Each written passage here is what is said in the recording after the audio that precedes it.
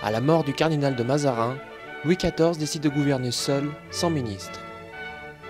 Il devient un roi incontesté, un roi absolu. Durant son règne personnel de 1661 à 1715, le pouvoir royal s'affirme donc avec force. Le meilleur symbole en est le château de Versailles, dans lequel les nobles sont soumis à une règle stricte appelée étiquette. Les nobles d'épée deviennent des courtisans soumis.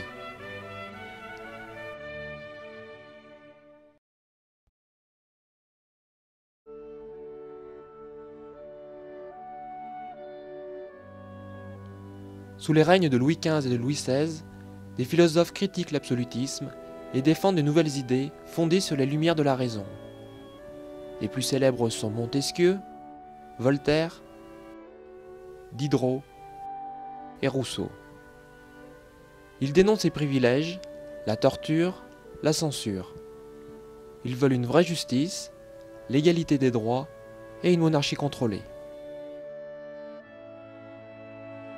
Un ouvrage exprime bien les idées des philosophes. C'est l'Encyclopédie. Rédigée par 150 collaborateurs, sous la direction de Diderot et de d'Alembert, l'Encyclopédie, en 28 volumes, fait le point des connaissances du temps et résume les idées nouvelles sur le pouvoir, la religion, la société.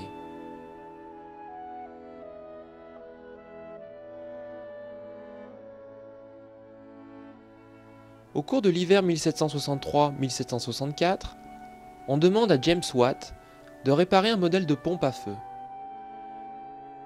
C'est l'occasion pour l'ingénieur écossais de constater que le fonctionnement de la machine entraîne une énorme dépense de vapeur, donc de combustible. Ainsi est née la machine à vapeur, grâce à laquelle on peut pomper l'eau dans les mines et faire fonctionner les machines textiles. C'est le début de l'âge industriel.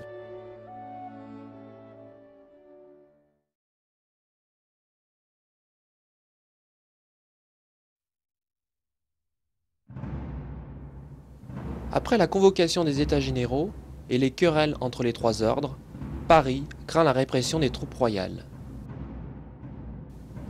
La foule s'empare des fusils à l'hôtel des Invalides. Puis elle prend la Bastille, cette vieille place forte devenue prison qui symbolise l'arbitraire de la monarchie. Nous sommes le 14 juillet 1789. C'est le signal de la Révolution et aujourd'hui la date de notre fête nationale.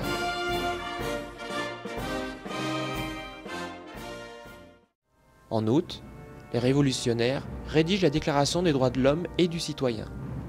Chaque Français est maître de sa personne, de ses opinions, de ses biens.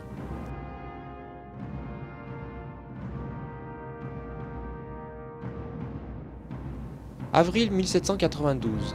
À la demande des députés girondins, la guerre est déclarée contre l'Autriche.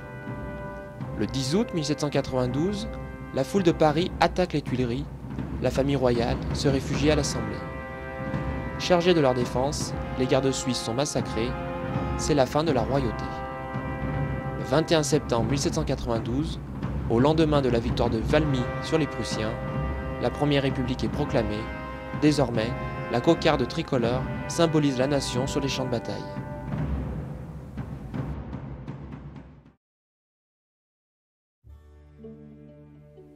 Nommé premier consul depuis le coup d'État du 18 Brumaire, puis consul à vie, Napoléon se fait sacrer empereur en 1804 sous le nom de Napoléon Ier. Le soldat se fait homme d'État. Il dote la France de nouvelles institutions, avec notamment la création des préfectures. Il rétablit la paix avec l'Église, avec le Concordat. Il fait rédiger le Code civil, crée la Banque de France et institue la Légion d'honneur. Il tente de créer une véritable dynastie en plaçant ses frères et ses sœurs sur les trônes d'Europe. Pour faire la guerre, il s'appuie sur la Grande Armée et sur la garde impériale immortalisée par les grognards. Il remporte de nombreuses victoires, dont la plus célèbre est celle d'Austerlitz. Mais la coalition organisée par l'Angleterre contre lui reprend peu à peu le chemin des victoires et le force une première fois à l'exil. Il tente un retour de l'île d'Elbe, mais sa défaite à Waterloo en 1815 le contraint définitivement à se retirer sur l'île lointaine de Sainte-Hélène et à laisser la France aux mains de Louis XVIII. 1815. L'Empire est mort, et voilà le retour des Bourbons et de la monarchie. Les deux frères de Louis XVI vont se succéder sur le trône de France. C'est ainsi que le comte de Provence devient Louis XVIII. À sa mort, le comte d'Artois prendra le nom de Charles X. Loin d'unir les Français, ils vont les diviser et attiser les haines. Le drapeau blanc remplace le drapeau tricolore. Ce dernier sera de nouveau le drapeau national en 1830, avec l'arrivée au pouvoir, après la Révolution des Trois Glorieuses, du comte d'Orléans qui devient Louis-Philippe Ier, roi des Français. C'est le temps des chemins de fer, des bateaux à vapeur, c'est le temps des poètes romantiques. Lamartine, Hugo, Musset, Balzac, Stendhal développent une littérature d'opposition libérale qui prédispose à la Révolution. Mécontent du gouvernement de Louis-Philippe, le peuple aspire au retour de la République. Les Parisiens reprennent le chemin des barricades, c'est la fin de la royauté.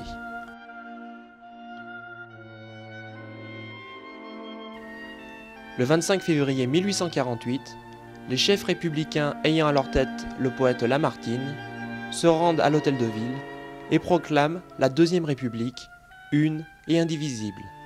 Un gouvernement provisoire est nommé, il abolit l'esclavage et instaure le suffrage universel.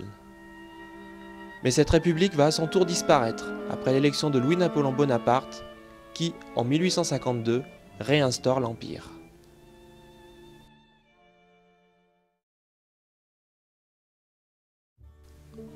Louis-Napoléon Bonaparte prend le nom de Napoléon III et règne sur le Second Empire de 1852 à 1870 avec le titre d'Empereur des Français. Il réussit à faire rentrer la France dans le concert des grandes puissances. Elle est présente en Algérie, au Sénégal et en Extrême-Orient. Elle soutient avec succès la cause de l'unité italienne contre l'Autriche. Elle s'engage aux côtés de l'Angleterre dans la guerre de Crimée contre les Russes.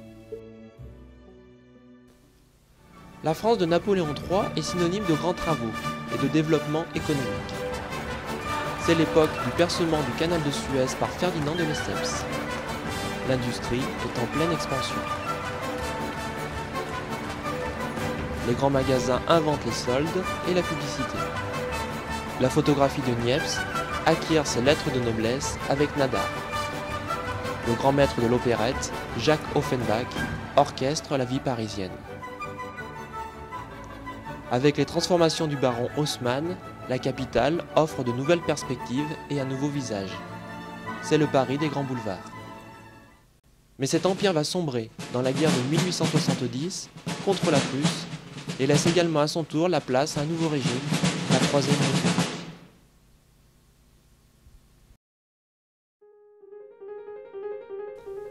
La Troisième République est la république la plus longue de notre histoire. Débutant en 1870, elle s'achève en 1940 avec l'arrivée au pouvoir de Pétain. Commençant sous de mauvais auspices avec la défaite face aux Prussiens, la perte de l'Alsace-Lorraine et la répression de la Commune, la Troisième République réussit à s'imposer.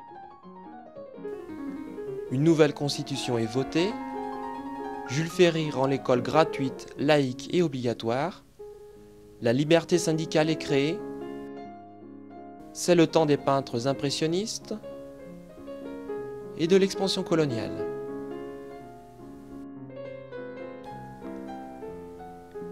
« 1885, Pasteur découvre le vaccin contre la rage. Mais cette période où la République s'enracine connaît des heures sombres.